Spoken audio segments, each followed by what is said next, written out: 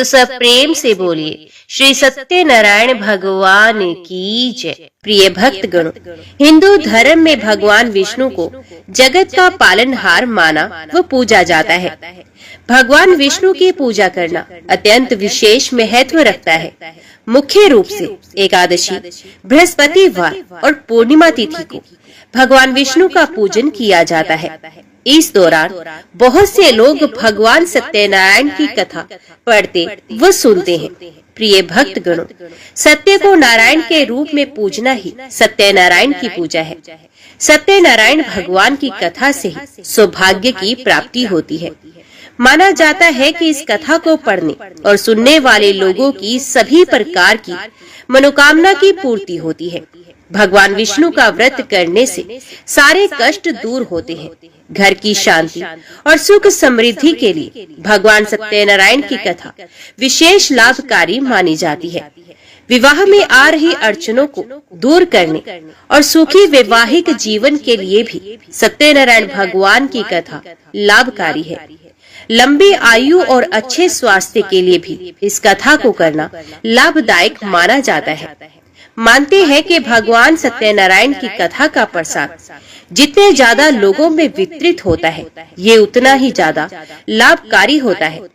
स्कंद पुराण के अनुसार भगवान श्री हरि विष्णु भगवान सत्यनारायण का ही दूसरा रूप है और पूर्णिमा के दिन इस कथा को सुनने का बड़ा भारी महत्व होता है।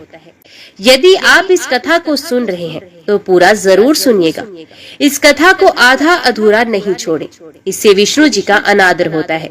एक समय की बात है, नैमिषारण्य तीर्थ में शौनक आदि 88,000 सभी ऋषियों तथा मुनियों ने पुराण एवं शास्त्र के ज्ञाता श्री सूत जी महाराज जी से पूछा। ऋषियों ने कहा, हे महामुनि, आप तो इतिहास एवं पुराणों के ज्ञाता हैं, अतः आपसे एक निवेदन करते हैं कि इस कलयुग में वेद विद्या से रहित मनुष्य को प्रभु भक्ति किस प्रकार से प्राप्त हो तथा उनका उद्धार कैसे होगा। इसलिए हे मुनिश्रेष्ठ, कोई ऐसा तप कहे, कोई ऐसा व्रत कहे, कोई ऐसा अनुष्ठान कहे जिससे थोड़े ही समय में पुण्य मिल सके और मनोवांछित फल की भी प्राप्ति हो सके। हमारी सुनने की प्रबल इच्छा है। सर्वशास्त्र ज्ञाता श्री सूत जी ने कहा, हे ऋषियों, आप सबने सभी प्राणियों के हित के लिए ये बात पूछी है, क्योंकि परोपकार ही तो संतों का लक्षण होता है। इसलिए उस श्रेष्ठ व्रत को आप लोगों से कहूंगा जिस व्रत को नारद जी ने भगवान कमलापति से पूछा था। एक समय योगी राज नारद जी दूसरों के हित की इच्छा से अनेक लोकों में घूमते हुए मृत्यु लोक में जा पहुंचे। वहां अनेक योनियों में जन्मे प्राणी अपने कर्मों के द्वारा अनेकों दुखों से पीड़ित थे। ऐसा देखकर नारद जी ने मन में विचार किया कि किस यत्न से इन प्राणियों के दुख का नाश हो सके। ऐसा मन में विचार कर वे विष्णु लोक को चले गए।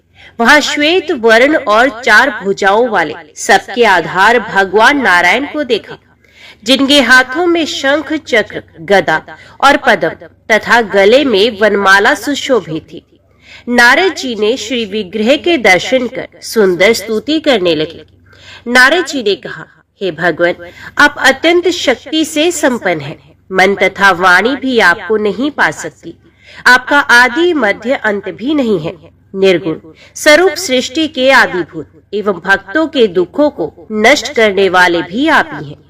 हे भगवान, मेरा नमन स्वीकार कीजिए। नारद जी की स्तुति सुनकर भगवान नारायण ने नारद जी से पूछा। श्री भगवान ने कहा, हे मुनिश्रेष्ठ, आपके मन में क्या है? आपका यहाँ किस काम के लिए आगमन हुआ है? निसंकोच कहो, मैं सब कुछ बताऊंगा। नारद जी ने कहा, हे प्रभु, मृत्यु लोक में प्राय अपने अपने पाप कर्मों के द्वारा विभिन्न योनियों में उत्पन्न सभी लोग अनेक प्रकार के दुखों से दुखी हो रहे हैं। हे नाथ, यदि आप मुझ पर दया रखते हैं तो बतलाएं कि उन मनुष्यों के सब दुख थोड़े ही प्रयत्न से कैसे दूर हो। भगवान श्री हरि ने कहा, हे नारद, मनुष्यों की भलाई के लिए आपने बहुत ही अच्छी बात पूछी है। जिस व्रत के करने से प्राणी मोह से मुक्त हो जाता है, सो मैं उस महान शक्तिशाली व्रत को कहता हूँ, श्री सत्यनारायण भगवान का व्रत। महान पुण्य देने वाला तथा स्वर्ग एवं मृत्यु लोक में अत्यंत दुर्लभ है। श्री सत्यनारायण जी का व्रत पूर्ण विधि विधान से करने पर मनुष्य मृत्यु लोक में सुख भोग कर अंत में शरीर छोड़कर मोक्ष को पा लेता है। भगवान के श्रीमुख से वचन सुनकर नारद जी ने पूछा, हे प्रभु, सत्य व्रत का फल क्या है? क्या विधान है? किसने सत्य व्रत को किया है तथा किस दिन सत्य व्रत को करना चाहिए? सविस्तार से हमारी सुनने की अभिलाषा है। श्री भगवान ने कहा, नारद, दुख शोक आदि को दूर करने वाला, धन धान्य को बढ़ाने वाला, सौभाग्य तथा संतान को देने वाला, सभी स्थानों पर विजय श्री दिलाने वाला, भक्ति और श्रद्धा के साथ किसी भी दिन मनुष्य श्री सत्यनारायण भगवान की कथा शाम के समय ब्राह्मणों एवं बंधुओं के साथ धर्म परायण होकर पूजा करे। भक्ति भाव से स्वाया मात्र में नैवेद्य, केले का फल, घी, दूध और गेहूं का चूर्ण लेवे।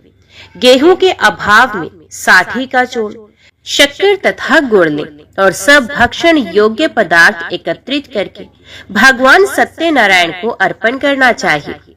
बंधु बांधवों के साथ श्री सत्यनारायण भगवान की कथा सुनकर ब्राह्मणों को भोजन कराए एवं दक्षिणा देकर संतुष्ट करे। तदुपरांत बंधु बांधवों सहित स्वयं भी भोजन करे।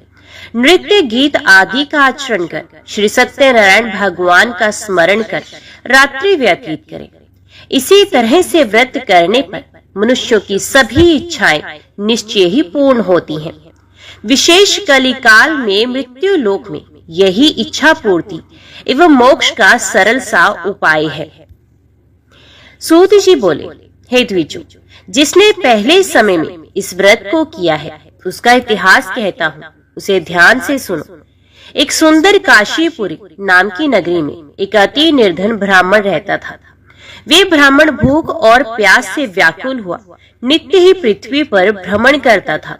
ब्राह्मणों से प्रेम करने वाला भगवान श्री विष्णु जी ने ब्राह्मण को दुखी देखकर बूढ़े ब्राह्मण का रूप धारण कर उसके पास जाकर आदर पूर्वक पूछा, हे विप्र, नित्य दुखी होकर पृथ्वी पर क्यों घूमते हो?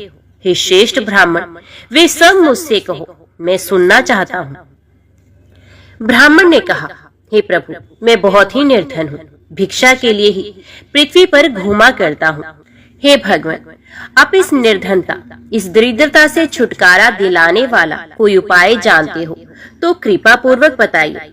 वृद्ध ब्राह्मण रूपधारी भगवान श्री विष्णु जी ने कहा, हे ब्राह्मण देव, भगवान सत्यनारायण मनोवांछित फल देने वाले हैं, इसलिए हे विप्र, तुम सत्यनारायण भगवान का व्रत एवं पूजन करो। सत्य व्रत करने से मनुष्य सभी दुखों से मुक्त हो जाता है।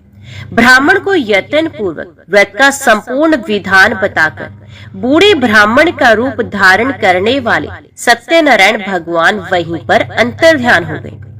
जिस व्रत को वृद्ध ब्राह्मण ने बताया है उस व्रत को मैं निश्चय ही करूंगा। ये निश्चय कर निर्धन ब्राह्मण को रात्रि में नींद ही नहीं आई।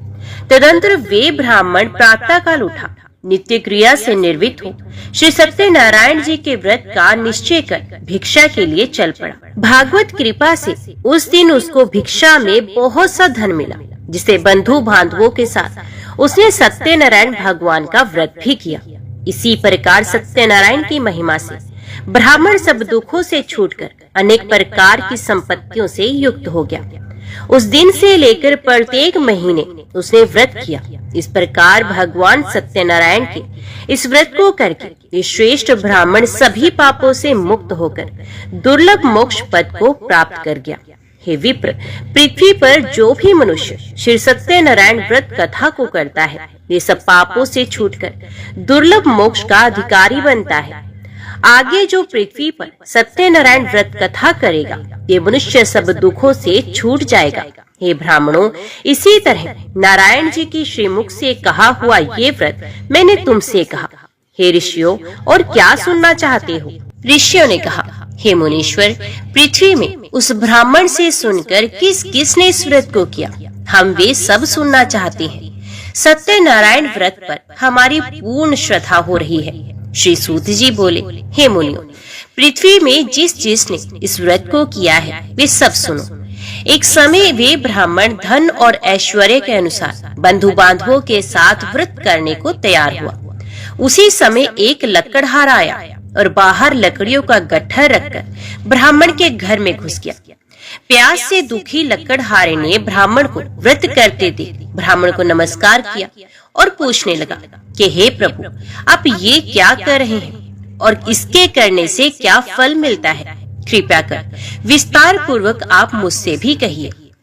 ब्राह्मण ने कहा, सभी मनोकामनाओं को पूर्ण करने वाला ये श्री सत्यनारायण भगवान का व्रत है। इसी व्रत के प्रभाव से मेरे यहाँ महान धन धान्य आदि की वृद्धि हुई है। ब्राह्मण से इस व्रत के बारे में जानकर लकड़हारा बहुत प्रसन्न हुआ, चरणामृत लिया और प्रसाद ग्रहण करके वे अपने नगर के लिए चल गया। लकड़हारे ने मन में इस प्रकार का संकल्प किया कि आज ग्राम में लकड़ी बेचने से जो भी धन मुझे मिलेगा, उसी धन से भगवान सत्यनारायण देव का मैं उत्तम व्रत करूंगा। ये मन में विचार कर बूढ़ा लकड़हारा अपने सर पर लकड़ियों का गट्ठर रखकर जिस नगर में धनिक लोग रहते थे, ऐसे सुंदर नगर में चला गया। फलस्वरूप बूढ़े लकड़हारे को आज अन्य दिनों की अपेक्षा लकड़ियों का दाम दोगुनी मात्रा में मिला। तदंतर वे बूढ़ा लकड़हारा दाम ले अति प्रसन्न होकर भगवान सत्यनारायण व्रत कथा की सामग्री स्वाया मात्र में लेकर अपने घर को आया।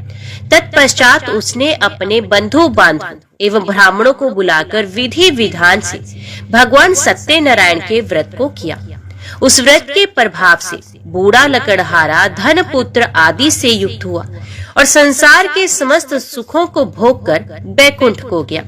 श्री सूत जी ने आगे कहा, हे श्रेष्ठ मुनियों, अब ध्यान पूर्वक आगे की कथा सुनो। प्राचीन समय में उल्कामुख नाम का एक बुद्धिमान राजा था।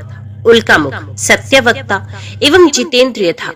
वे विद्वान राजा प्रतिदिन देव स्थानों में जाया करता था तथा ब्राह्मणों को धन देकर उन्हें संतुष्ट किया करता था। उसकी धर्म पत्नी कमल के समान मुख वाली और सती साध्वी एवं शील आदि विनय गुणों से संपन्न तथा पतिपरायणा थी। एक दिन भद्रशिला नदी के तट पर दोनों दंपतियों ने भगवान सत्यदेव का व्रत एवं पूजन किया। जिस समय राजा अपने परिवार के साथ व्रत एवं पूजन कर रहे थे, उसी समय वहां पर एक साधु वैश्य आया। उसके पास व्यापार के लिए बहुत सा धन था। भद्रशिला नदी के तट पर अपनी नौका को किनारे ठहराकर राजा के पास गया और राजा को व्रत करते देख विनय पूर्वक पूछने लगा। साधु ने कहा, हे राजा, भक्ति चित्त से आप ये क्या कर रहे हैं? मेरी सुनने की इच्छा है, ये आप मुझे बताने की कृपा करें। राजा बोले, हे साधु, अपने बांधवों के साथ पुत्र प्राप्ति के लिए ये महाशक्तिशाली सत्यनारायण भगवान का पूजन एवं व्रत कर रहा हूँ। राजा के वचन को सुनकर वे साधु वैश्य आदर के साथ बोला, हे राजा, मुझसे इस व्रत का संविधान कहें। अतः आपके कथन अनुसार इस व्रत को मैं भी करूंगा, क्योंकि मेरे भी कोई संतति नहीं है। राजा से व्रत का विधान सुनकर साधु व्यापार से निर्वित हो आनंद के साथ अपने घर को चला गया। साधु ने अपनी स्त्री से संतति देने वाले उस उत्तम व्रत का समाचार सुनाया और कहा, जब मेरे संतान होगी तब मैं भी इस व्रत को करूंगा। साधु ने ऐसे वचन अपनी पत्नी लीलावती से कहे। एक दिन उसकी पत्नी लीलावती आनंदित हो एवं सांसारिक धर्म में प्रवृत्त होकर सत्यदेव की कृपा से गर्भवती हुई तथा समय बीतने पर 10वें महीने में उसके यहाँ एक सुंदर कन्या ने जन्म लिया। वे कन्या दिनों दिन इस प्रकार बढ़ने लगी जैसे शुक्ल पक्ष का चंद्रमा बढ़ रहा हो, इसलिए उस कन्या का नाम कलावती रखा गया।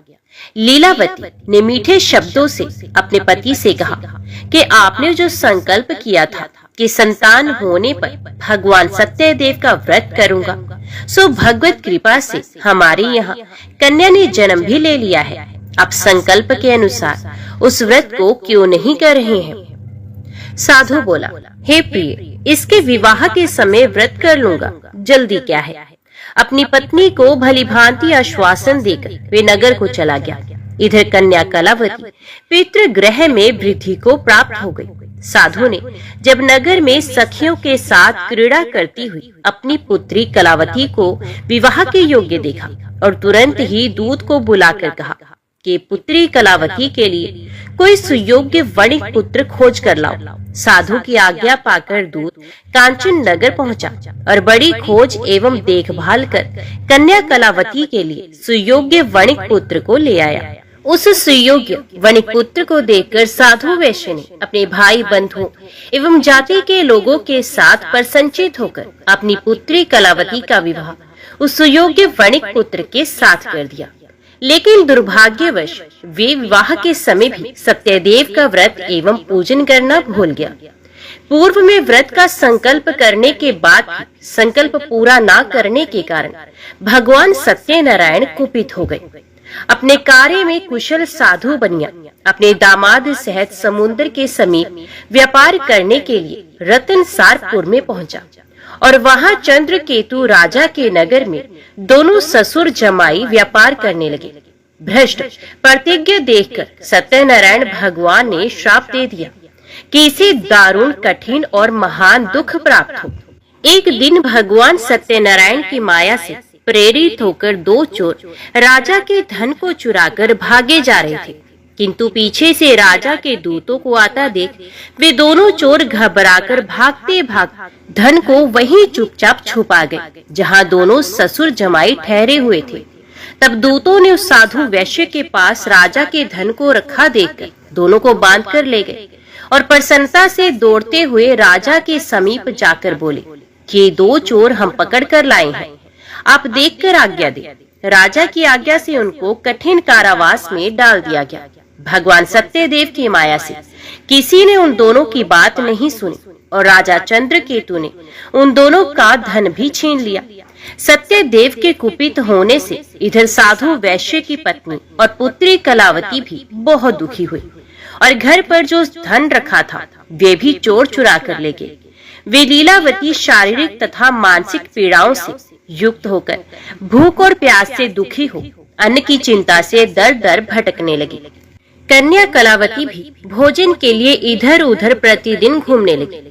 एक दिन भूख प्यास से अति दुखी हो अन्न की चिंता में कलावती एक ब्राह्मण के घर में पहुंच गई। वहां उसने सत्यनारायण भगवान का व्रत करते हुए देखा। वहां बैठकर उसने कथा भी सुनी और वरदान मांगा। तदंतर प्रसाद ग्रहण करके वे कुछ रात होने पर घर आई। माता लीलावती ने कलावती से पूछा, हे पुत्री, दिन में कहाँ रही तथा इतनी रात तक कहाँ रुकी रही और तेरे मन में क्या है? कलावती बोली, हे माता, मैंने एक ब्राह्मण के घर मनोरथ प्रदान करने वाला सत्यनारायण भगवान का व्रत देखा है। पुत्री के वचन सुनकर लीलावती भगवान के पूजन की तैयारी करने लगी। लीलावती ने परिवार और बंधुओं के सहित भगवान का पूजन एवं व्रत किया और ये वर मांगा कि मेरे पति और दामाद शीघ्र ही सकुशल घर लौट आए और प्रार्थना की हम सबका अपराध क्षमा करें। भगवान सत्यदेव इस व्रत से संतुष्ट हुए और राजा चंद्रकेतु को स्वप्न में दर्शन दिए और बोले, हे राजा, दोनों बंदी वैश्य प्रातः काल ही छोड़ दिए जाएं और उनका सब धन जो तुमने ग्रहण कर लिया है वे भी उन्हें लौटा दिया जाए, नहीं तो तुम्हारा सब धन, सब राज्यपाट और सब कुछ नष्ट कर दूंगा। राजा से स्वप्न में इतना कहकर भगवान सत्यनारायण अंतर्ध्यान हो गए। इसके अनंतर प्रातः काल राजा चंद्रकेतु ने सभा में अपने सभासदों को स्वप्न के विषय में बताया और दोनों बंदी वैश्यों को मुक्त कर सभा में लाने की आज्ञा दी। राजा की आज्ञा पाकर राजकोष दोनों महाजनों को बंधन से मुक्त कर राजा के सामने लाकर विनय पूर्वक कहने लगे, हे महाराज, बेड़ी बंधन से मुक्त करके दोनों वणिक पुत्र लाए गए हैं। इसके पश्चात आते ही दोनों महाजनों ने राजा चंद्रकेतु को नमस्कार किया और पूर्व वृत्तांत का स्मरण करते हुए भय से विवल हो गए और कुछ भी बोल न सके। राजा चंद्रकेतु ने वणिक पुत्रों को देखकर मीठे वचनों से उनका आदर पूर्वक कहा, हे महानुभावों, आप लोगों को भाग्यवश ऐसा कठिन दुख प्राप्त हुआ है, अब कोई भय नहीं। ऐसा कहकर उन दोनों को वेणी खुलवाकर शौर कर्म करवाया और नए नए वस्त्र आभूषण देकर तथा आदर के साथ सामने बुलाकर वाणी द्वारा अत्यधिक आनंदित भी किया। उनका जितना धन लिया था उसे दोगुना करके वापस दिया। राजा ने पुनः उनसे कहा, साधु, अब आप अपने घर को जाएं। राजा को प्रणाम करके वैश्य साधु ने कहा, आपकी कृपा से हम जा रहे हैं। ऐसा कहकर भगवान का धन्यवाद कर दोनों महावैश्यों ने अपने घर के लिए प्रस्थान किया। श्री सूत जी बोले, वैश्य ने मंगलाचार और ब्राह्मणों को धन देकर अपने नगर की यात्रा आरंभ की और उनके थोड़ी दूर पहुंचने पर भगवान सत्यनारायण की साधु की सत्यता की परीक्षा लेने के लिए जिज्ञासा करते हुए दंडी का वेश धारण कर सत्यनारायण भगवान ने उनसे पूछा, हे साधु, आपकी नाव में क्या भरा है? अभिमानी वणिक हंसता हुआ अवहेलना पूर्वक बोला, हे दंडी, आप क्यों पूछते हैं? क्या कुछ द्रव्य लेने की इच्छा है? मेरी नाव में तो बेल तथा पत्ते आदि भरे हैं।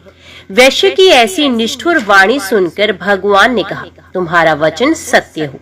ऐसा कहकर दंडी सन्यासी का रूप धारण किए हुए सत्यनारायण भगवान वहां से चले गए और कुछ दूर जाकर समुद्र के किनारे बैठ गए।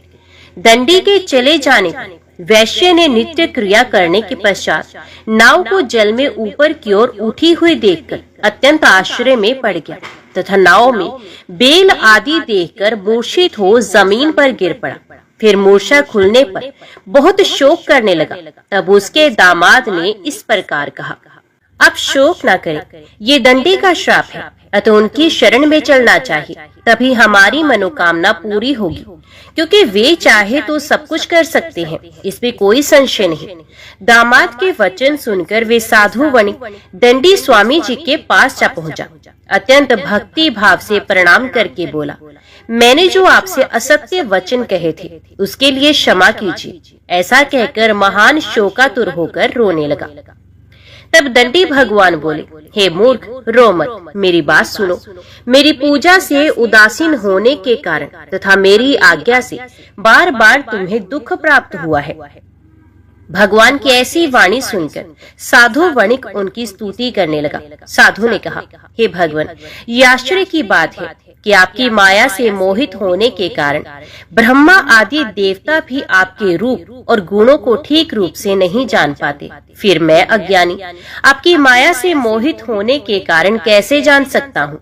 आप प्रसन्न होइए, मैं सामर्थ्य के अनुसार आपकी पूजा अवश्य करूँगा। मैं आपकी शरण में आया हूँ। मेरा जो नौका में स्थित पुराना धन था उसकी तथा मेरी भी रक्षा करे और पहले की तरह मेरा सामान नौका में भर जाए। उसकी भक्ति युक्त वचन सुनकर भगवान जनार्दन संतुष्ट हो गए। भगवान हरि उसकी इच्छा अनुसार वर देकर अंतर ध्यान हो गए। तब उन्होंने नाव पर आकर देखा कि नाव धन से परिपूर्ण है। तब भगवान के प्रति कृतज्ञता प्रकट की और वे स्वजनों के साथ भगवान सत्यदेव का पूजन करने लगे और नाव को यत्न पूर्वक संभाल कर साथियों सहित अपने नगर को चले गए। साधु वणिक ने अपने दामाद से कहा, वे देखो, मेरी रतनपुरी नगरी दिखाई दे रही है। इसके बाद उसने अपने धन के रक्षक दूतों को अपने आगमन का समाचार देने के लिए अपनी नगरी में अपने घर पे भेजा। तत्पश्चात उस दूत ने नगर में जाकर साधु की भार्या को देख हाथ जोड़कर प्रणाम किया और उसके अभिष्ट की बात भी कही कि साधु अपने दामाद सहित बहुत सारा धन लेकर इस नगर के समीप आ पहुँचे हैं। ऐसा वचन सुनकर लीलावती ने बड़े हर्ष के साथ सत्यदेव का पूजन कर पुत्री से कहा, मैं अपने पति के दर्शन करने जा रही हूँ, तुम कार्य पूर्ण करके शीघ्र आ जाना। माता का ऐसा वचन सुनकर कलावती व्रत को समाप्त करके प्रसाद छोड़कर पति के दर्शन के लिए चली गई। प्रसाद की अवज्ञा के कारण सत्यदेव फिर से रुष्ट हो उनके पति को नाव सहित पानी में डुबो गए। तत्पश्चात कलावती अपने पति को ना देखकर रोती हुई महान शोकातुर होकर जमीन पर गिर गई। इस तरह नौका को डूबा हुआ तथा कन्या को रोता हुआ देख साधु दुखित हो मन में विचार करने लगा, ये क्या आश्चर्य हो गया। नाव का संचालन करने वाले भी चिंतित हो गए। लीलावती भी कन्या को व्याकुल देखकर विवल हो गई और अत्यंत दुख से विलाप करती हुई अपने पति से इस प्रकार कहने लगी, अभी अभी नौका के साथ दामाद कैसे अलक्षित हो गया। ना जाने किस देवता की उपेक्षा से नौका हरण कर ली गई, अथवा श्री सत्यनारायण की महिमा कौन जान सकता है। ऐसा कहकर स्वजनों के साथ विलाप करने लगी और कन्या कलावती को गोद में लेकर रोने लगी। कलावती कन्या भी अपने पति के नष्ट हो जाने पर दुखी हो गई और अपने पति की पादुका लेकर उनका अनुगमन करने के लिए उसके मन में निश्चय किया। कन्या के इस प्रकार के आचरण को देखकर पत्नी सहित वे साधु वणिक बहुत दुखी हुआ और विचार करने लगा, या तो भगवान सत्यदेव ने दामाद के साथ धन धान्य से भरी इस नौका का अपहरण कर लिया है, अथवा हम सभी उनकी माया से मोहित हो गए हैं। हे प्रभु, अपनी धन शक्ति के अनुसार मैं आपकी पूजा करूंगा। सभी के सामने साधु ने अपने मन की इच्छा प्रकट की और बारंबार भगवान सत्यदेव को दंडवत प्रणाम किया एवं प्रार्थना की कि हे प्रभु, मुझसे या मेरे परिवार से जो भूल हुई उसे क्षमा करें। उसके दीन वचन सुनकर भगवान दीनानाथ को दया आ गई और आकाशवाणी के द्वारा कृपा पूर्वक बोले, हे साधु, तेरी कन्या ने मेरे प्रसाद को छोड़कर अपने पति को देखने चली आई थी। निश्चय ही यही कारण है कि उसका पति दिखाई नहीं दे रहा है। यदि घर जाकर प्रसाद ग्रहण कराए तो तुम्हारी पुत्री निश्चित रूप से पति को प्राप्त कर सकती है, इसमें संशय नहीं। आकाशवाणी को सुन कलावती ने शीघ्र घर पहुंचकर प्रसाद ग्रहण किया और पुनः उसने आकर अपने पति का दर्शन किया। तब वैश्य परिवार के सब लोग प्रसन्न हुए। कलावती कन्या ने अपने पिता से कहा, अब विलंब क्यों कर रहे हैं, अब तो घर चलें। कन्या की बात सुनकर वणिक पुत्र संतुष्ट हो गया और साधु ने बंधु बांधवों सहित सत्यदेव का विधि पूर्वक पूजन किया और धन तथा बंधु बांधवों के साथ अपने घर को आया। उस दिन से हर पूर्णिमा व संक्रांति एवं विशेष पर्वों में सत्यनारायण भगवान का पूजन करते हुए इस लोक में सुख भोग कर वैकुंठ में चला गया। श्री सूत जी बोले, हे श्रेष्ठ मुनियों, अब इसके बाद मैं दूसरी कथा कहूँगा, आप लोग सुने। अपनी प्रजा का पालन करने में लीन तुंगध्वज नामक एक राजा था। उसने भी भगवान सत्यदेव के प्रसाद को त्याग कर बहुत दुख प्राप्त किया था। एक बार वे वन में जाकर और वहां बहुत से पशुओं को मारकर बड़ के पेड़ के नीचे आया। वहां उसने भक्ति भाव से ग्वालों को बंधु बांधवों सहित संतुष्ट चित होकर सत्यदेव की पूजा करते हुए देखा। राजा अभिमानवश न वहां गया, न ही उसने भगवान सत्यनारायण को नमस्कार किया। जब ग्वालों ने भगवान का प्रसाद उनके सामने रखा तो वे प्रसाद को त्याग कर अपनी सुंदर नगरी की ओर चला गया। ग्वाल बालों ने भगवान का इच्छा अनुसार प्रसाद ग्रहण किया। इधर राजा को प्रसाद का परित्याग करने से बहुत दुख प्राप्त हुआ। जब अपने राजमहल में वो वापस पहुंचा तो क्या देखता है, उसने अपना सब कुछ नष्ट कर पाया। संपूर्ण धन धान्य एवं सभी 100 पुत्र नष्ट हो चुके थे। राजा ने मन में ये निश्चय किया कि अवश्य ही भगवान सत्यनारायण ने हमारा नाश कर दिया है, इसलिए मुझे वहीं जाना चाहिए जहां श्री सत्यनारायण जी का पूजन हो रहा था। तत्पश्चात वे राजा मन में विश्वास कर ग्वाल बालों के समीप किया और उसने गोप गणों के साथ भक्ति श्रद्धा से युक्त होकर विधि पूर्वक भगवान सत्यनारायण का पूजन किया एवं प्रसाद ग्रहण किया। भगवान सत्यदेव की कृपा से राजा पुण्य धन और पुत्रों से संपन्न हो गया। इस लोक में सभी सुखों का उपभोग कर अंत में वैकुंठ लोक को प्राप्त हुआ। श्री सूत जी कहते हैं कि इस परम दुर्लभ व्रत को जो भी व्यक्ति करता है और पुण्यमयी एवं फल प्रदायिनी भगवान की कथा को भक्ति युक्त होकर सुनता है, उसे भगवान सत्यदेव की कृपा से धन धान्य की प्राप्ति होती है। निर्धन धनी होता है, बंधी बंधन से मुक्त होकर निर्भय हो जाता है, डरा हुआ व्यक्ति भय से मुक्त हो जाता है, संतानहीनों को संतान प्राप्त होती है। ये सत्य बात है, इसमें किसी प्रकार का संशय नहीं है। भगवान की कृपा से उसके सभी पाप नष्ट हो जाते हैं एवं सभी मनोरथों को प्राप्त कर अंत में वैकुंठ धाम को प्राप्त करता है।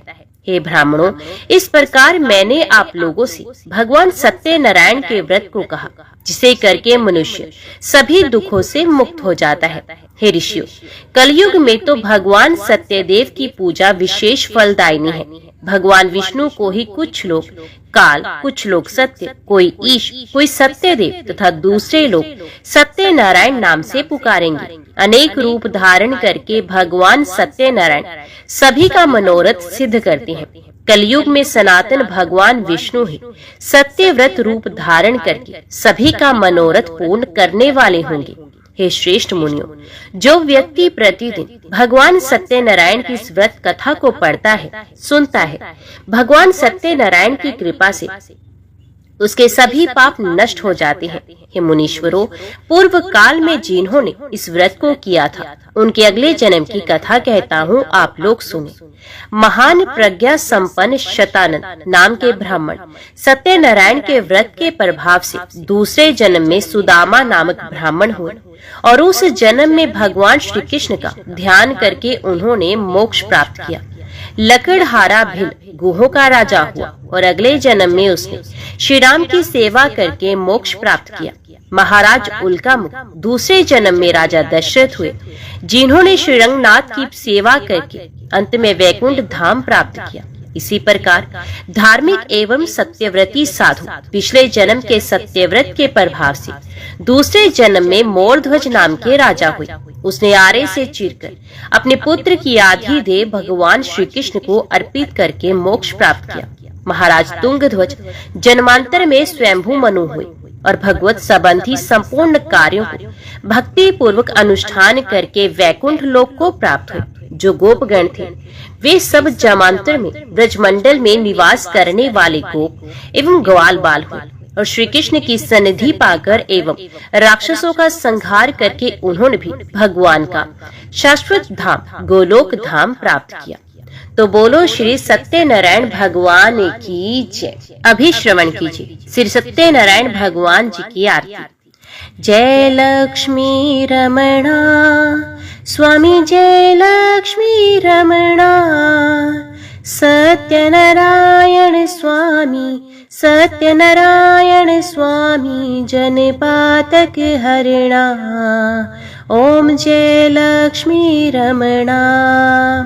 रतन जड़ित सिंहासन अद्भुत छवि राजे, नारद करत निरंजन घंटा ध्वनि बाजे।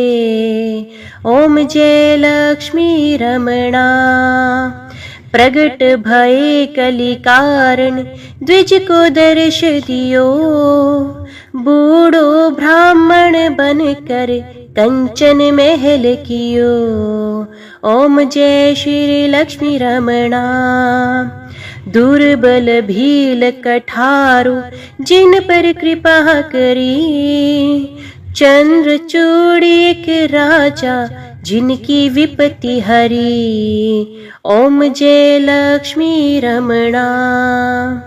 वैश्य मनोरथ पायो श्रद्धा तज दीनी, सो फल भोग्य प्रभु जी फिर अस्तुति कीन्ही। ओम जय लक्ष्मी रमणा। भाव भक्ति के कारण छिन छिन रूप धरियो, श्रद्धा धारण कीन्ही तिनको काज सरियो। ओम जय लक्ष्मी रमणा। ग्वाल बाल संग राजा वन में भक्ति करी, मन वांछित फल दीनो दीन दयालु हरि। ओम जय लक्ष्मी रमणा। चढ़त प्रसाद सवायो कदली फल मेवा, धूप दीप तुलसी से राजी सत्य देवा। ओम जय लक्ष्मी रमणा। श्री सत्यनारायण जी की आरती जो कोई नर गावे, कहत शिवानंद स्वामी मनोवांछित फल पावे। ओम जय लक्ष्मी रमणा। ओम जय लक्ष्मी रमणा, स्वामी जय लक्ष्मी रमणा, सत्यनारायण स्वामी जनपातक हरणा, ओम जय लक्ष्मी रमणा। तो बोलो श्री सत्यनारायण भगवान की जय। आज की वीडियो में इतना ही। उम्मीद करती हूँ वीडियो आपको पसंद आई होगी। वीडियो पसंद आई हो तो वीडियो को लाइक और चैनल को सब्सक्राइब जरूर कीजिएगा। जय भगवान सत्यनारायण लिखकर कमेंट बॉक्स में अपनी हाजिरी और अपने सुझाव देना ना भूलेगा। तो मिलते हैं अगली कथा अगली वीडियो के साथ। तब तक के लिए देखते व सुनते रहिए। जय मां कंजक, जय माता दी।